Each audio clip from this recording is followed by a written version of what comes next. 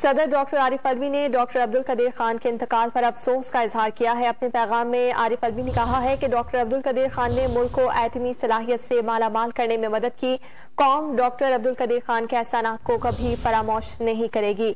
Update कर रहे हैं आपको, सदर डॉक्टर आरिफ अलवी ने डॉक्टर अब्दुल कदीर खान के इंतकाल पर इंतहाई दुख और रंज का इजहार किया है। उन्होंने अपने पैगाम में कहा है कि अब्दुल कदीर खान ने मुल्क को एटमी सलाहियत से मालामाल करने में मदद की। कौम डॉक्टर अब्दुल कदीर खान के एहसानात को कभी फरामोश नहीं करेगी। डॉक्टर अब्दुल कदीर खान जो कि अब हम में मौजूद नहीं रहे, उनके इंतकाल के हवाले से मुख्तलिफ सियासी और समाजी शख्सियात की जानिब से इंतहाई रंज व गम का इजहार किया जा रहा है। इसी सिलसिले में सदर डॉक्टर आरिफ अलवी का एक बयान सामने आया है जिसमें उन्होंने डॉक्टर अब्दुल कदीर खान के इंतकाल पर अफसोस का इजहार किया है और साथ ही उनका कहना है कि डॉक्टर अब्दुल कदीर ने मुल्क को एटमी सलाहियत से मालामाल करने में मदद की और इसके साथ साथ उन्होंने कहा कि कौम उनके एहसानात को कभी फरामोश नहीं करेगी।